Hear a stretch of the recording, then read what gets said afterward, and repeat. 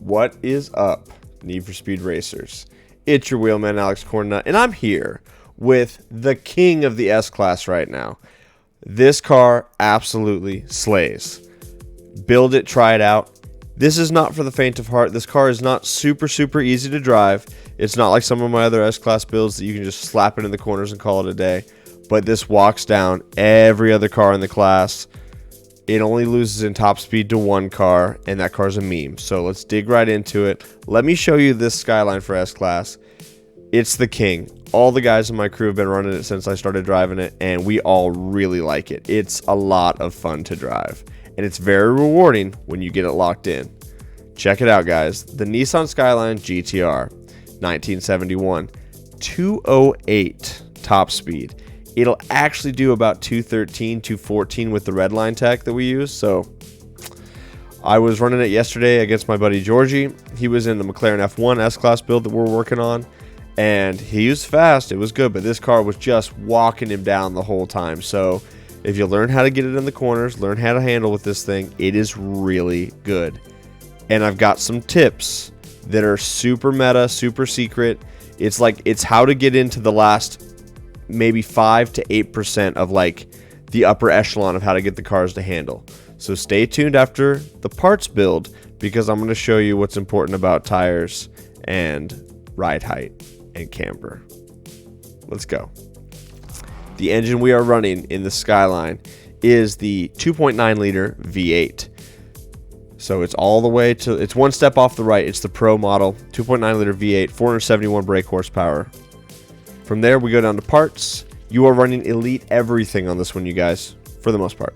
So you're doing Elite induction. You're going to do the Elite ECU. You're going to run the Elite fuel system. You are going to run the Elite exhaust. You are running the Elite Roots supercharger all the way to the right. You are going to be running basic nitrous. I'm going to show you a couple different ways to tweak this car at the top end, so hang out, be patient. There's automatic drivers. I got it for you. This is currently set up for the way I drive a manual, so I'm not so worried about the clutch. So just chill out, be patient, you guys. The reason I say that is everybody tunes out as soon as they see the parts. They're just like, done. Video ends. And so it's like, watch. For the suspension, you guys, we are running the Elite Road suspension. We're running no brakes, basic brakes. You are running the Elite grip tires. We're running no clutch. You are running the 7-speed transmission. Elite differential. Auxiliary, up to you guys. I'm running nitrous grip and nitrous drift, because at the S-Class, there's a lot of turns where you actually drift the whole corner. And so if you're going to be doing that, you might as well be getting the most out of your boost. So that's a toss-up. Depends on how you drive. If you do a lot of the near-miss life, run that instead. If you find yourself behind people, maybe run the nitrous draft. Try some different things that work for you, but just bear that in mind. For the handling, we're full grip as much as we can. It's 80%, so slide the slider all the way to the left. Steering sensitivity, I found this car to be a little twitchy. I'm only running one click off of center. For you guys, if you're driving the car and you feel it kind of fishtailing and sliding out on you when you're in corners or whatnot, or coming out of corners, turn this down a little bit. It'll make the car a little more stable for you. I've also got some tips on stability for this ride. Not all builds are created equal, so I'll show you that here in a moment. Downforce, you've got to run it all the way high, you guys. There's no room for error on this. If you take it one click off a high, it makes it 333 instead of 329. And so you've got to have it all the way up, otherwise it won't fit in the class with this specific build. Traction control off, drift entry off. That's what I've been running on this car. Once you've got all that set, go into style. I'm going to blow your guys' mind. The guys in the lab and myself, we've been working on a lot of different things. We're always trying different things. And I've got one guy that got into some files within the game and was reading some things. That it's not just surface level that I could read. Some developer notes. Let's just put it that way. Camber matters. Ride height matters. Body parts that you put on the car matter for how the car handles. They make small adjustments, not big adjustments. It's not like switching from one tire compound to the next one in the performance section. It's like we're honing in on the last 5 to 8% of how the car is handled. So once you've got the build set and you know what you've got, go and do these things to get the final perfect touches. I'm the only one in this space bringing this to you guys, and it's not a placebo. We have tested this back to front. Try it for yourself and go to opposite polar ends. Do it like as skinny as possible and then as thick as possible, and I'm about to show you what I mean by that, and then see what you think. There's a difference, you guys. There's a difference. So I don't fully have it all perfect yet. I don't understand every single part to its fullest, but I understand it enough to bring it to you so you can get on the same level and start working on this stuff with me. Start developing this stuff. It's really, really cool. Like, this is super meta. This is super like fringe. Like, we are doing stuff way different than everybody else. And that's why I'm bringing you the best builds, because we try this stuff first. So pay attention, check it out. Let me know what you think. If you're like, oh, it's a placebo, you're on one, Alex. And if not, like, hey, I tried that, it's really cool. Let me know in the comments. If you're made it this far in the video, guys, you're in for a ride. So stay tuned, pay attention. I'm going to explain a lot. This should be its own video, but I like to tuck stuff into my existing videos, so that way maybe people have a reason to watch the whole thing. We'll see. I don't know. Here we go, guys. For body parts, the diffuser matters. When you add a diffuser to the car, what it does is it actually makes the length of the car longer. If you look over there on the right-hand side, you can see that we're adding about that much distance to the car. What that's going to do is this is actually going to... So diffuser on, it doesn't matter which one you put on. They're all going to perform the same, we think. We're not 100% certain. We're still working on all that, but diffuser is making the difference here. What this is going to do is it's going to make the car more understeer. Oversteer and understeer. When you go into a corner, if you have oversteer and you turn, the butt end of it is going to drift. The car overturns, it oversteers, so it'll slide out. If you have a diffuser on, it's going to bring the car and bring it into an understeer scenario. It doesn't guarantee that the car will understeer, but it's going to make it so you go to turn and it might not drift as much. That butt end is not going to kick out. So if you're driving a car that you find the butt end is kicking out and you've got it all the way set full grip as much as you can, you've got the grip tires, and it's still just a little drifty, put on a diffuser. If you're running a car that doesn't drift as much as you need it to, or you find that you go to turn and it doesn't turn sharp enough, take the diffuser off. Try it. I'm serious. Make just that change and go drive the car and see what you think. It's a huge difference, you guys. It is crazy. It is crazy. So now that we've got that figured out, let's go into some of the other parts. Fenders. Huge. How wide your car is determines a lot on how this thing is going to handle. If you are wide in the back, the car is going to feel more stable. Look down the profile side of the car here. The difference between stock and that is huge. We are adding 4 inches of width to both sides of the car. We're making the car almost, over 8 inches wider, I would say. Maybe a foot wider by doing that. It also, look at the tire profile. Do you see how wide the tires are? See how wide the tires are? We are putting more rubber on the road. That's not just for show. That actually changes how the car handles in game. Mind-blowing, mind-boggling. And we were trying to find the best way to tune this car because it's kind of hard to drive, but it's really fast. So we were like getting in on the best way to make this thing go. So be aware, you guys, when you're building your cars, the wider the tires, the better.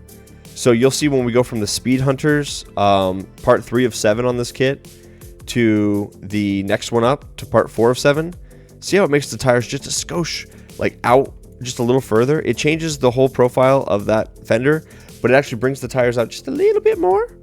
Well, to go from that one to that one, we do it again.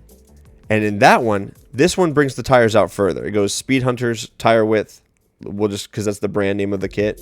It goes from here to there. So it's just bringing the tires out just a little bit.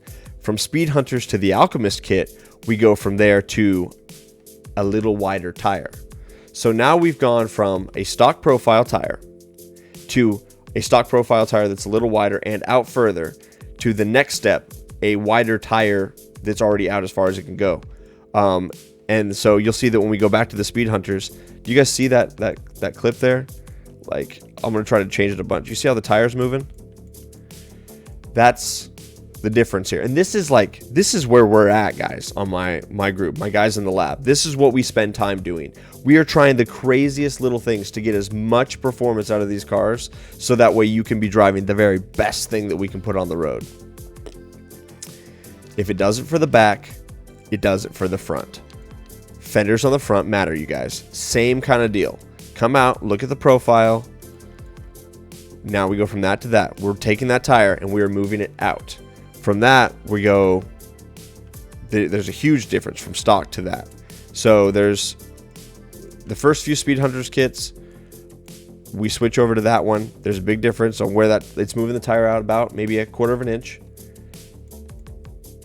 Pick the fenders that bring the tires out as far as they can go. Wider fenders on the front are going to give the car more stability. If you bring them in and you turn, the car's going to oversteer a little bit more. So I'm going to do more in-depth builds with my cars on here's the fenders I think you should use, here's the tires I think you should use. Oh, fuck, the tires, you guys. The rubber matters. Our mind was blown. We did a bunch of different tests on just tires. And we all agreed, like we were in a vacuum. It was like we all ran different tires. It was like, hey guys, run different rubber on the car and just see what changes. And without communicating with one another, we all came to the same conclusion. So either we're all crazy, and we're all a little crazy if we're getting this crazy, like into the game, but whatever, like we love it. So here we are. Can you tell how excited I am? Like, we're fucking doing shit, guys. So go to body parts, go to front wheels. Guys, the tires matter. So the Kumo ECSTA Exta V710s. We call them Kumo 2 lines. They've got 2 stripes down the line. There's 4 different sets you can use. Each one of those is going to perform better than any of the other tires that we could find, we could try. We think it's because the grip coefficient, there's more rubber actually touching the road, and so it's better somehow. We haven't tested off-road yet. We're thinking that if we do off-road that these tires will actually perform better. But we found that on tarmac, these tires actually perform worse. So that's why we think they're probably better on dirt. But we don't run in the dirt. There's no dirt races. Nobody gives a shit. So I digress. We found that these were second best. And then the rest of these ones with aggressive treads, they just didn't hit the same. These weren't bad, but they just didn't handle quite as good. And so based on a visual cue, we're thinking that if you go through all the tires and look at them, these are the most slick compound looking tires, and we do road racing in the game, so that makes sense. So in the tire list, 25, 26, 7, and 28, those 4 tires, the Kumo brand, these actually give the best grip. Why? I don't know. We thought for the first month this game's been out that this was all visual. Performance was performance, visual was visual. You can make the car perform any way you want here and make the car look any way you want here, and they don't interact. Well, as it turns out, there is a blend, they mesh, and it was just like our minds were blown on this one. So that's why this video is so long, you guys. Thanks for staying tuned. Thanks for staying on the channel. Like, we never would have figured this stuff out if it wasn't for you guys tuning in and like giving us a reason to make content. But we're not done. So once you've got your fenders, your diffuser, on the back, the diffuser, that helps for oversteer if the car's sliding out. The splitter on the front also makes a difference. It mattered the most for stability, I felt like. It made the car just not as twitchy. If you want the car to turn in a little faster, get the diffuser off the front, or at least try it without. And we only tested this on a few cars because we haven't had a lot of time to test all of them. But like the Porsche RSR, crazy the things you can make that car do. Like, it just handles different. So try the splitters on the front and the back. The splitter on the front, the diffuser on the back. Ride stance. Ride height is important. Look at the camber of the tires, and the camber is like how far they're turned in. When you're low, it makes the camber tilt in slightly. When you're all the way high, less camber. When you're all the way high, there's more suspension travel. Like, the car can physically bounce on the shocks better before it bottoms out.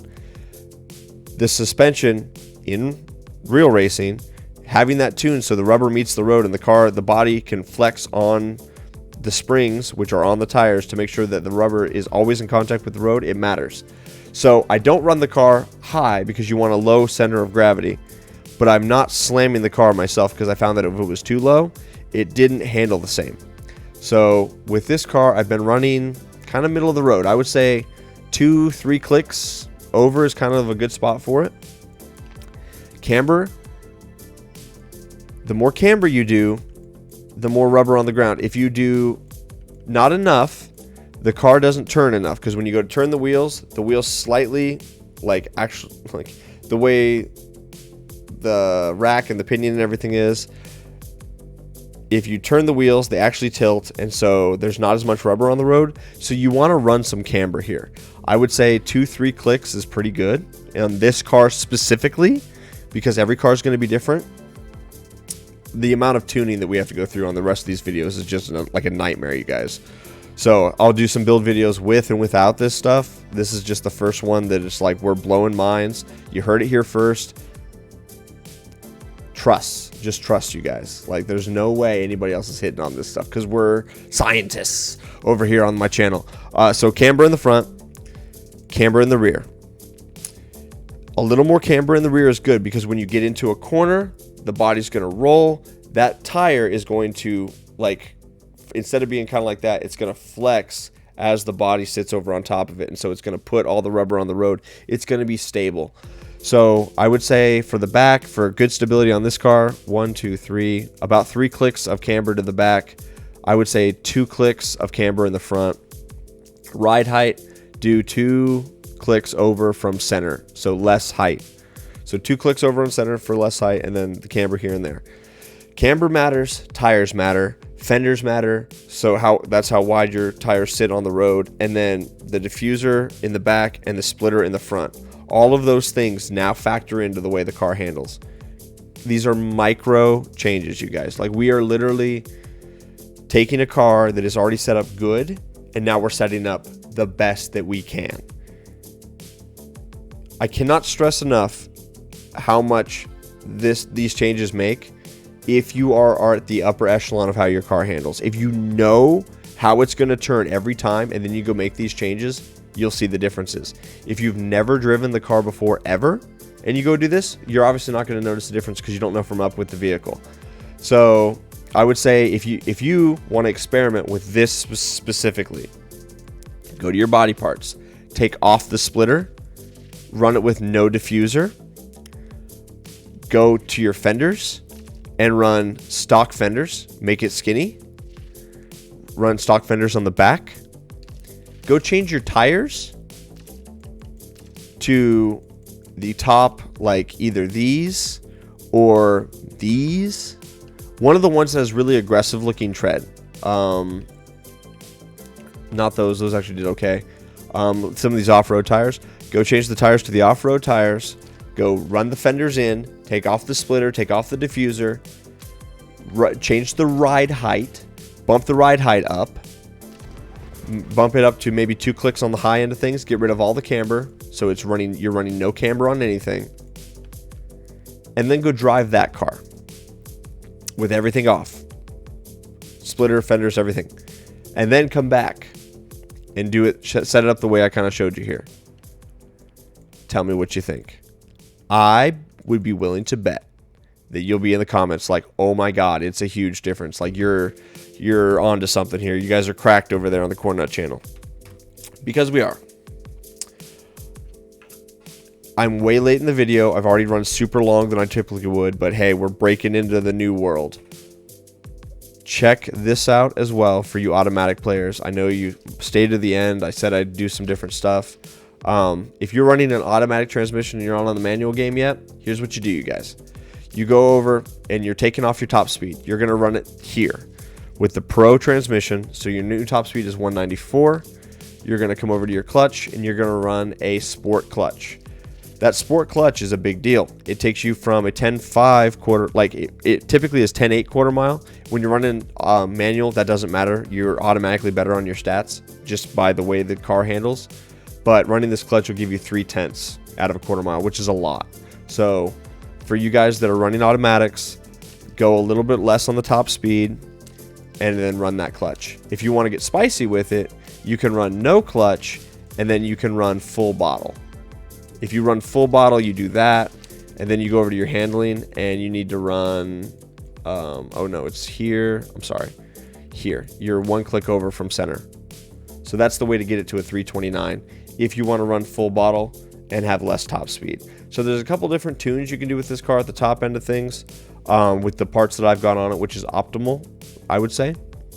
So if you want to run lower top speed, more nitrous, this is one way to do it. If you want to run less nitrous, like what I would typically do, and then run that clutch, you can do that just like that. If you want to run it, what I think is the best build for this car, because the top speed really slaps, you run the 7-speed, you run basic bottle, and then for your handling, you need to run full downforce. And then that'll drop it to the DS 329. Thank you so much, you guys, for hanging out and staying with me. This shit's crazy. We're working on it every day. Have a great rest of your day. Bye-bye.